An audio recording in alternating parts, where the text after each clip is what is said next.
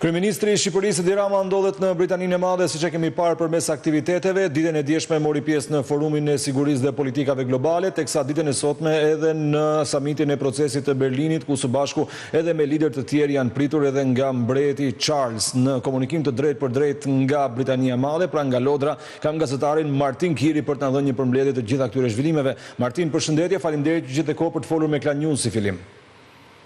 Përshëndes, faleminderit juve. Çfarë ndodhi dje dhe sot në vizitën e kryeministrit Edi Rama dhe pak më poshtë do të ndalemi tek disa deklarata të forta të bëra ditën e djeshme në raport me emigrantët dhe me gjuhën që politika e Britanisë së Madhe ka patur ndaj bashkëdhetarëve shqiptar që jetojnë dhe punojnë në Londër. Por fillimisht një përmbledhje të gjithë agjendës së djeshme dhe të sotme të kryeministrit dhe të politikanëve pra shqiptar që e shoqëronin.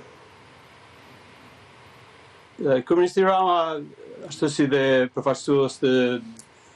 shtetet e tjera të Ballkanit Perëndimor kanë qenë të ftuar për një samit i cili mbahet në Britaninë e Madhe në Londër për procesin e samitit procesit të Berlinit, i cili ka filluar siç e dim që nga viti 2014, po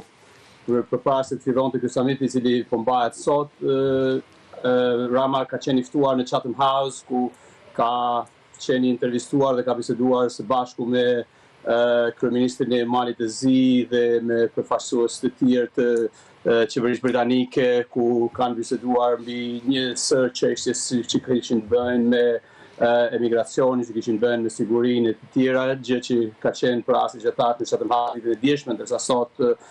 po zhvillohet samiti i pritur nga kryeministri britanik Keir Starmer. Çfarë ndodhi ditën e djeshme dhe pse pati një shkëmbim të deklaratave që mesapash kishte patur më pas reagime edhe në mediat britanike në raport me emigrantët? Ku është Suela tani? Ju drejtua ai pra të gjithë të pranishmëve në komunikimin që pati duke ju referuar ish sekretare së brendshme të Britanisë së Madhe Suela Braverman, e cila pati një gjuhë të ashpër ndaj faktorit shqiptar atje dhe nga ana tjetër ka deklaruar pra se shqiptarët nuk merren me punë të rënda ose me punë kriminale, por janë të ndershëm, të cilët jetojnë dhe punojnë me djerz dhe kanë ngritur atje jetën e tyre. Çfarë reagime shpati pas këtyre deklaratave të kryeministrit dhe sa e theksuar është në shtypin britanik ose në jetën publike britanike ky lloj stigmatizimi ndaj shqiptarëve, Martin?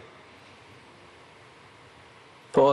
zoti Rama, siç mund ta dini ju dhe teleshikuesit tuaj, nuk është hera parë që si thuash i kundërvihet politikanëve të qeverisë së shkuar britanike, pra asaj konservatore, sidomos ish-ministrisë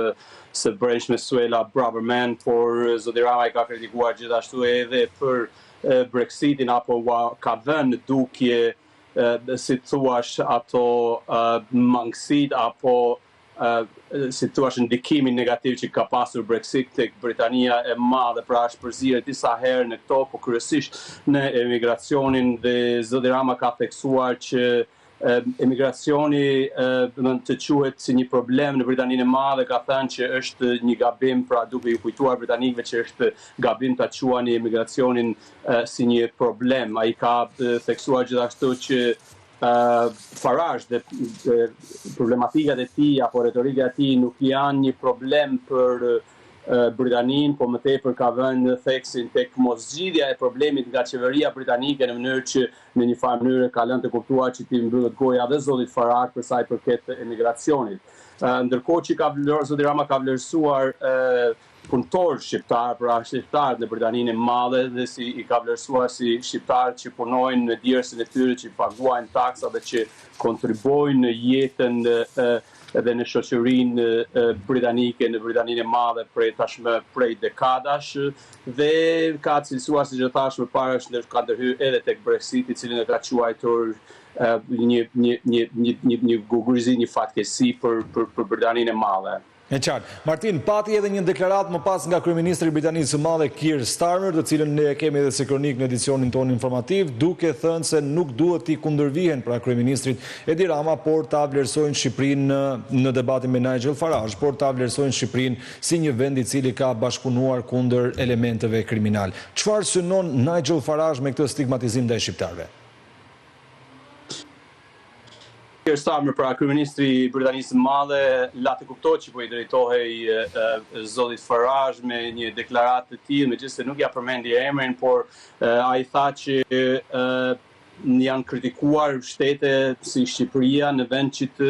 ketë një mirënjohje për bashkëpunimin, që në fakt bashkëpunimi me Shqipërisë dhe Britanisë së Madhe ka funksionuar për sa i përket faktit të imigracionit, për faktin se e dim që për gjatë viteve ka pasur, në vitin 2022 ka pasur një mbërritje të shqiptarëve në Britaninë e Madhe përmes gomoneve mbi 13.000 sa shqiptarë, ndërkohë që në vitin 2004 ky numër ka rënë në rreth 600 shqiptarë, pra një rënje drastike fal marrëveshjes së qeverisë së Tiranës me qeverinë e Londrës, pra kjo Keir Starmer shtyn Nigel Farage apo këtë që është kritik ndaj shqiptarëve që në fakt të konsiderojnë këtë marrëveshje dhe të konsiderojnë këtë rënje të numrit të shqiptarëve që mbërrinë në Britaninë e Madhe si një